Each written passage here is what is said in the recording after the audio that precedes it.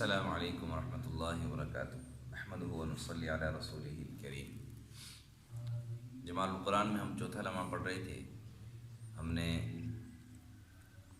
4 مخارج پڑھ لیے تھے اور اس کے علاوہ دانتوں کے نام، زبان کے حصے وغیرہ یہ پڑھ لیے تھے۔ آج 5واں نمبر مخرج پڑھیں گے۔ مخرج نمبر 5 ہے قوف۔ قوف، یہ قاف ادا ہوتا ہے جب زبان کی جڑ اوپر تالو سے ٹکرائے تو قاف ادا ہوتا ہے۔ اور مخرج نمبر 6 ہے کاف۔ یہ قوف کے مخرج سے متصل ذرا منہ کی طرف زبان اوپر تالو سے ٹکرائے تو اس سے کاف ادا ہوتا ہے۔ ان تینوں حروف کو یعنی قوف، ان دونوں حروف قوف اور کاف کو مخرج کے لحاظ سے لحادیہ یا لہویہ کہتے ہیں، کیونکہ لحاد کے قریب سے ادا ہوتے ہیں تو اس لیے ان کو حروف مخرج کے لحاظ سے لحادیہ یا لہویہ کہتے ہیں۔ لحاد کہتے ہیں، آپ نے دیکھا ہوگا منہ کھولیں تو گلے کے درمیان ایک گوشت کا لوتھڑا سا لٹک رہا ہوتا ہے، اس کو دوسرا چھوٹا تالو بھی کہتے ہیں، تو اس کو لحاد کہتے ہیں۔ تو یہ دونوں حروف اس کے قریب سے ادا ہوتے ہیں، اس لیے ان کو لہویہ کہتے ہیں۔ قوف ادا ہوتا ہے زبان کی جڑ جب اوپر تالو سے لگے ذرا گلے کی طرف تو اس سے قوف ادا ہوتا ہے، اور زبان کی جڑ اوپر تالو سے لگے ذرا منہ کی طرف سے کاف ادا ہوتا ہے۔ یہ مخرج نمبر 6 ہو گیا۔ اور مخرج نمبر 7 ہے جیم شین یا۔ جب زبان کا درمیان وسط لسان، یہ زبان کا درمیان وسط لسان جب مقابل تالو سے ٹکرائے تو اس سے جیم شین یا ادا ہوتا ہے۔ جیم شین یا اس وقت جب یا متحرک وغیرہ ہو، یعنی یا لین نہ ہو یا مدہ نہ ہو، تو وہ یا جو ہے وہ ادا ہوتا ہے مخرج زبان کے درمیان اوپر تالو سے، وسط لسان جب مقابل تالو سے ٹکرائے۔ ان تینوں حروف کو جیم شین یا کو مخرج کے لحاظ سے شجریہ کہتے ہیں۔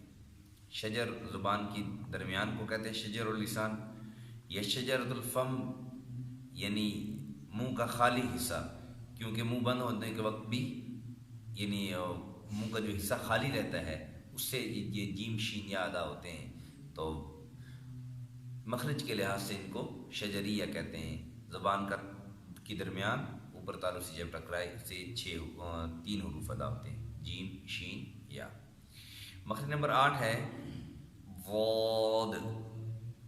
یہ جب حافۃ اللسان جب اذراس علیا سے ٹکرائے، یعنی زبان کی کروٹ جب اوپر کی داڑوں سے ٹکرائے تو اس سے غود ادا ہوتا ہے۔ حافۃ اللسان کہتے ہیں زبان کی کروٹ کو، اذراس علیا اوپر کی داڑیں، اوپر کی داڑوں میں میں نے جیسے دانتوں کے نام عرض کیے تھے کہ ضواحک، طواحن اور نواجذ، ضواحک، طواحن اور نواجذ، یہ حافۃ اللسان کے حصے ہیں۔ تو دائیں طرف ہو یا بائیں طرف، دونوں طرف جب زبان کی کروٹ دائیں طرف والی یا بائیں طرف، دونوں میں سے کوئی ایک اوپر کے داڑوں کی جڑ سے لگے، ثنایا علیا کے اذراس علیا کی جڑ سے لگے تو اس سے غود ادا ہوتا ہے۔ دائیں طرف بھی ادا ہو سکتا ہے، بائیں طرف بھی ادا ہو سکتا ہے۔ دائیں طرف سے ادا کرنا ذرا آسان ہے، بائیں طرف سے مشکل ہے، دونوں طرف سے بھی ادا کر سکتے ہیں۔ جب غود اپنے مخرج سے صحیح طور پر پوری صفات کے ساتھ ادا ہو تو آواز غا کے مشابہ ہوگی، آواز غا کے مشابہ ہوگی، کیونکہ دونوں حروف 5 صفات میں مشترک ہیں۔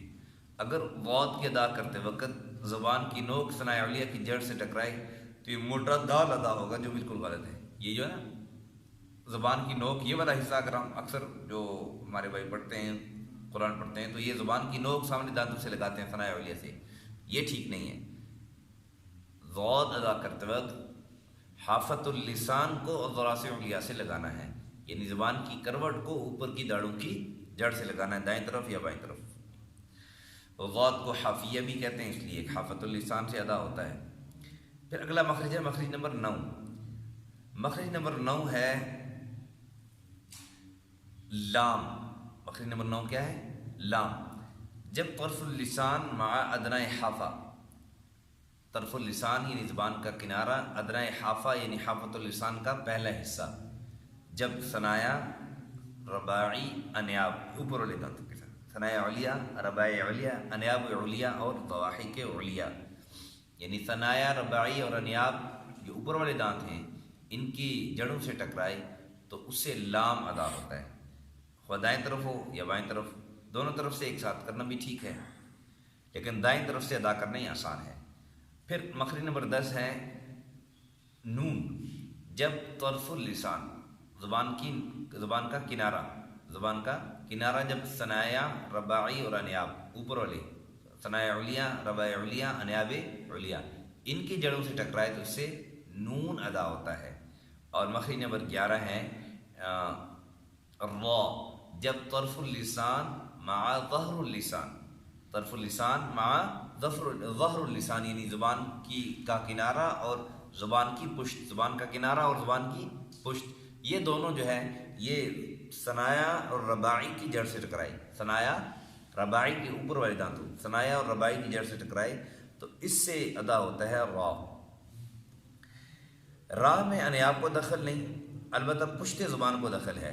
ان تینوں حروف یعنی لام، نون اور را، ان تینوں حروف کو طرفیہ بھی کہتے ہیں، ذلقیہ بھی کہتے ہیں۔ طرفیہ اس لیے کہ طرف اللسان سے ادا ہوتے ہیں، ذلقیہ ذلق بمانے پھسلنا یعنی آسانی سے ادا ہونا، تو یہ تینوں حروف بھی آسانی سے ادا ہو جاتے ہیں، اس لیے ان کو ذلقیہ یا ذولقیہ بھی کہتے ہیں۔ اور مخرج نمبر 12 ہے، مخرج نمبر 12 جب رأس اللسان ثنایا علیا کے جڑوں سے ٹکرائی، زبان کی نوک ثنایا علیا سامنے والے دو دانتوں کے جڑوں سے ٹکرائے تو اس سے ادا ہوتے ہیں طا دال تا، طا دال تا، یہ تین حروف ادا ہوتے ہیں جب زبان کی نوک سامنے کے دانتوں کی جڑ سے ٹکرائے، اوپر والے دانتوں کی جڑ سے، تو اس کو حروف نطعیہ بھی کہتے ہیں۔ نطعیہ اس لیے ہے کہ ثنایا علیا میں چھوٹا سا جو سراخ نظر آتا ہے نا، یہ اس کو نطع کہتے ہیں، عربی میں اس کو نطع کہتے ہیں۔ ان حروف کا مخرج اس کے نطع کے قریب ہے، اس لیے اس کو نطعیہ بھی کہتے ہیں مخرج کے لحاظ سے۔ مخرج نمبر 13 ہے وا ذال ثا، وا ذال ثا، جب رأس اللسان یعنی زبان کی نوک ثنایا علیا کے کناروں سے ٹکرائی۔ یہ بات یاد رکھیے گا کہ مخرج نمبر 12 اور 13 میں فرق یہ ہے کہ مخرج نمبر 12 جو تا دال طا یا طا دال تا، یہ جو مخرج ہے یہ زبان کی نوک جب ثنایا علیا کی جڑوں سے ٹکرائے تو اس سے طا دال تا ادا ہوتے ہیں، اور وا ذال ثا یہ ادا ہوتے ہیں جب رأس اللسان یعنی زبان کی نوک ثنایا علیا یعنی سامنے کے دانتوں کے کناروں سے ٹکرائے تو اس سے وا ذال ثا ادا ہوتے ہیں۔ ان کو عربی میں مخرج کے لحاظ سے حروف لثویہ کہتے ہیں۔ لثویہ اس لیے کہ لثا عربی میں مسوڑے کو کہتے ہیں اور یہ اس کے قریب سے ادا ہوتے ہیں، تو اس لیے مسوڑوں کے قریب سے ادا ہوتے ہیں، اس لیے ان کو لثویہ کہتے ہیں۔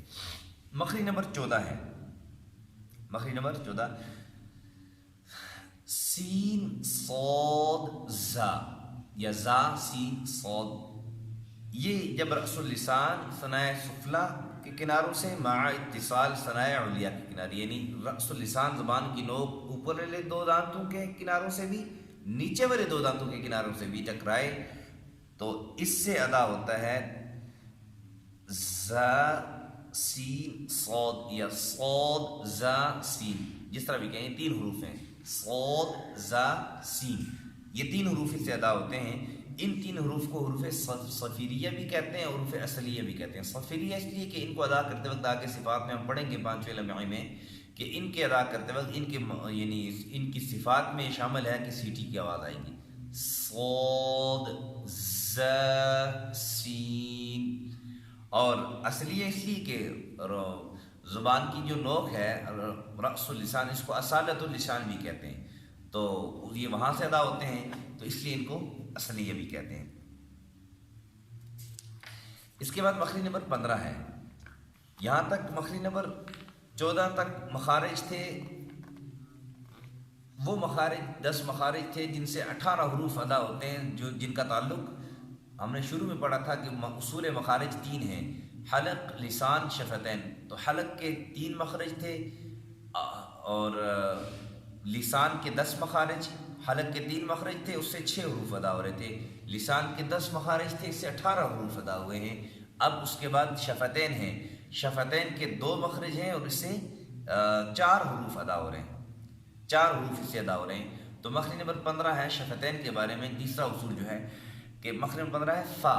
جب نیچے والے ہونٹ کا پیٹ اوپر والے یعنی ثنائے علیہ کے کناروں سے لگے، یہ فا، اس سے فا ادا ہوتا ہے. اور اس کی ادائیگی میں اکثر ہمارے بھائی جب چھوٹے بچے کو جو پڑھاتے ہیں تو پا پڑھتا ہے، تو اس کے ٹھیک کرنے کا طریقہ ہے کہ اس کو بولیں کہ اوپر والا ہونٹ پکڑ لے. ایسے اوپر والا ہونٹ پکڑ لے گا تو پھر لازمی طور پر نیچے والا ہونٹ اوپر والے دانتوں کے کناروں سے لگے گا تو فا ٹھیک ادا ہوگا. اس طرح پکڑ کے وہ پریکٹس کرے گا، محنت کرے گا تو ٹھیک ہو جائے گا اس کا فا. تو نیچے والے ہونٹ کا پیٹ اوپر والے دانتوں کے کناروں سے جب لگے تو اس سے فا ادا ہوتا ہے. اور مخرج نمبر 16 ہے با میم واو. با میم واو یہ دونوں ہونٹوں سے ادا ہوتے ہیں. ہونٹوں کے تر حصے سے با ادا ہوتا ہے، با تر حصے سے، اور خشک حصے سے میم ادا ہوتا ہے. اور واو جو ہے وہ دونوں ہونٹوں کے ناتمام گول ہونے سے، یعنی مکمل گول کریں گے تو پیش بن جائے گی نا، دونوں ہونٹوں کے ناتمام گول ہونے سے یہ واو ادا ہوتا ہے. ان چاروں حروف کو فا، با، میم اور واو کو حروف شفویہ کہتے ہیں. شفویہ اس لیے کہ یہ دونوں ہونٹوں سے ادا ہوتے ہیں، دونوں ہونٹوں سے ادا ہوتے ہیں، اس لیے ان کو حروف شفوی کہتے ہیں. اور ہونٹوں کو عربی میں شفتین کہتے ہیں. اب آخری مخرج ہے مخرج نمبر 17. مخرج نمبر 17 ہے خیشوم. خیشوم ناک کا بانسا، ناک کا بانسا، اس سے غنہ ادا ہوتا ہے، جہاں سے صرف غنہ ادا ہوتا ہے. تو یہ تھا آپ کا چوتھا لمحہ جس کے اندر مخارج کی تفصیل سے جو ہے نا وہ بحث ہوئی. مخارج کے اصول، مخارج کے جو ہے نا وہ مخارج کتنے ہیں، ان میں اختلاف کیا ہے، کس لحاظ سے اختلاف ہے، کس کے نزدیک کتنے مخارج ہیں. تو یہ ساری تفصیل گزری. اللہ ہم سب کو صحیح سمجھنے، سیکھنے، اس پر عمل کرنے کی توفیق عطا فرمائے. وآخر دعوانا الحمدللہ.